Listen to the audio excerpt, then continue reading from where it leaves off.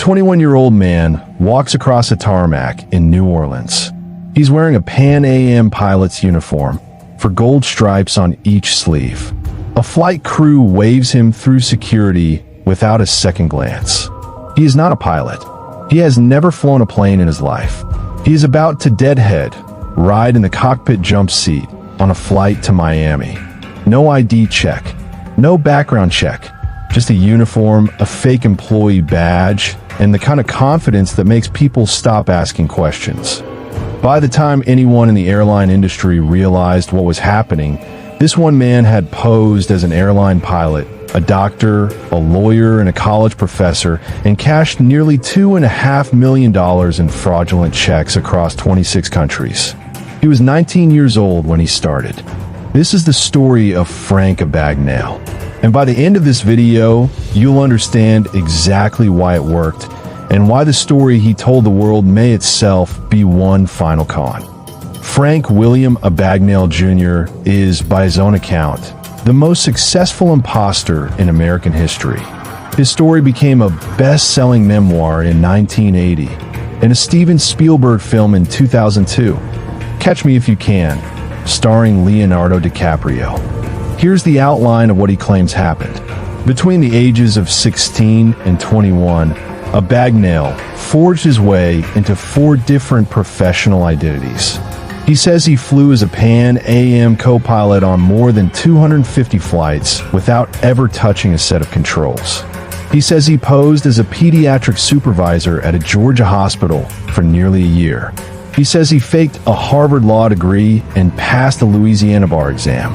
And he says he forged nearly $2.5 million in bad checks across all 50 states and dozens of countries. 3 cons, 1 escalating pattern, each one bigger, riskier, and more absurd than the last. How does a teenager talk his way into a cockpit? How does he supervise actual doctors without medical training? And how does he vanish again and again every time the net closes in? The answer isn't really about lying. It's about understanding something most people never think about: the uniforms and titles we trust without question. It starts in 1964. Frank's parents divorce. He's 16. By his account, he runs away from his New York home with a checkbook and about $200. He needs money fast, and he needs an identity that opens doors. So he picks the most trusted uniform in America, an airline pilot. He calls Pan Am, claiming his uniform was lost by a dry cleaner, and asks where to buy a replacement. The airline gives him the supplier's name.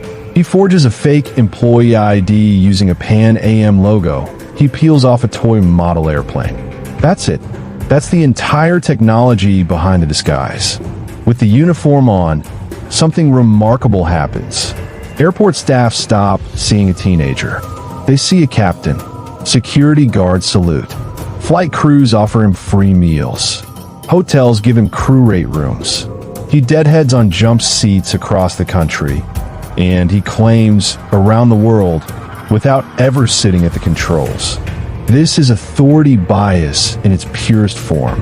Humans are wired to defer to symbols of authority, a uniform, a badge, a title, faster than we process the actual person wearing it. Studies on obedience, going back to Stanley Milgram's experiments in the 1960s, show the same pattern. People will follow instructions from someone who looks like they're in charge, often without verifying the credential at all. Abagnale didn't need to fool anyone's intelligence. He only needed to fool their pattern recognition. He forges payroll checks using Pan Am's logo, cashes them at hotels that trust the airline's name, and disappears before anyone reconciles the books. By 1968, the pilot disguise is getting hot. Airlines are comparing notes. So Abagnale reinvents himself again, this time in Georgia as a physician. He rents an apartment in a complex full of actual doctors, introduces himself as Frank Williams, MD, and by his account, is offered a job as a supervising resident at a hospital on the strength of a fabricated Columbia University diploma and pure social confidence. He claims he never touches a patient directly.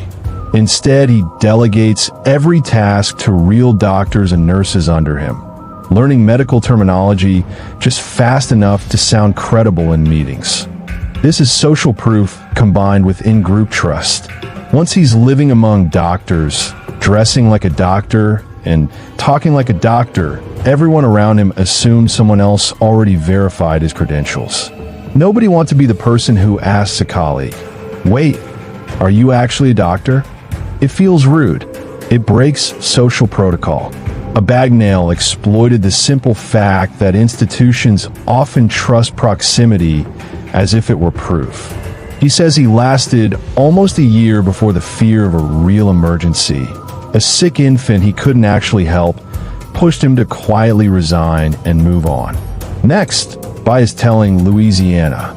Abagnale claims he forges a Harvard Law transcript, studies just enough to fake his way through the bar exam on his third attempt, and lands a job at the Louisiana Attorney General's office, working alongside real lawyers for close to a year before a colleague, a Harvard graduate, grows suspicious that he can't answer basic questions about their shared alma mater. He also claims a stint as a sociology professor at Brigham Young University, teaching night classes using a fake graduate degree, staying 1 week ahead of his own students in the textbook. Both cons rely on what psychologists call the halo effect. One impressive credential makes people assume every other claim about you is equally solid. If the diploma is real, surely the transcript is real. If the transcript is real, surely the exam score is real. Con artists don't need every lie to be perfect. They need the first lie to be convincing enough that nobody checks the rest. Underneath all four identities is the same core tactic: forged paper, fake IDs, counterfeit checks, printed using stolen bank routing codes, and a home printing press he says he bought outright. Each disguise wasn't really about medicine or law or aviation. It was a stage set built to make check fraud look legitimate. By 1969, the walls are closing in. French police finally catch up with him in Montpellier, France, tipped off, he says, by a former Pan Am flight attendant who recognized his photo. He's 21 years old. He's extradited back through Sweden and then to the United States, where he pleads guilty to fraud charges and is sentenced to 12 years in federal prison. Here's where his story takes its strangest turn. Abagnale claims that in 1971, he escaped custody twice. Once, he says, by convincing guards he was an undercover federal prison inspector, simply by acting the part and asking sharp, authoritative questions until they let him walk out the door unsupervised. The same trick one more time, using nothing but tone of voice and eye contact. Whether or not every detail of this specific event holds up under scrutiny, and researchers have raised real doubts, the underlying principle is well documented in security psychology. Confidence under scrutiny reads as legitimacy. People rarely challenge someone who appears to expect to be trusted. Hesitation is the tell. Abagnale, guilty of many other things, was never accused of hesitating. Eventually recaptured, he serves roughly 5 years of his sentence before a federal judge offers him an unusual deal. Reduced prison time in exchange for consulting work, teaching banks and law enforcement how check fraud actually works from the inside. Here's the twist the movie doesn't tell you. In the decades after his release, Abagnale built Abagnale and Associates, a fraud consulting firm that has worked with the FBI Academy and thousands of financial institutions. His story became a bestseller, then a Broadway musical, then a blockbuster film. But starting in the 2000s, journalists began digging. Investigative reporting, most thoroughly compiled in Alan C. Logan's 2020 book, The Greatest Hoax on Earth, alongside reporting from major outlets, found that large parts of Abagnale's story don't hold up. Pan Am's own retired security director publicly disputed the pilot claims, Court and prison records reviewed by journalists suggest his actual time incarcerated was far shorter than the story implies, and some of the more elaborate escapes appear to be unverifiable or embellished. Even the $2.5 million fraud figure was, by most accounts, self-reported, which means the final con might be the story itself. And honestly, that's the more interesting documentary, because whether every detail is true or not, the underlying lesson is the same one Abagnale spent his career teaching banks. Trust is a system, and systems can be gamed by anyone who understands the psychology behind them faster than the people running them do. You don't need a fake pilot's uniform to exploit that principle. Every day, people trust a logo on an email, a voice on a phone call, a badge at the door, without verifying anything underneath it. The tools have changed. Phishing emails have replaced forged checks. Deepfake voices have replaced peeled-off airline logos.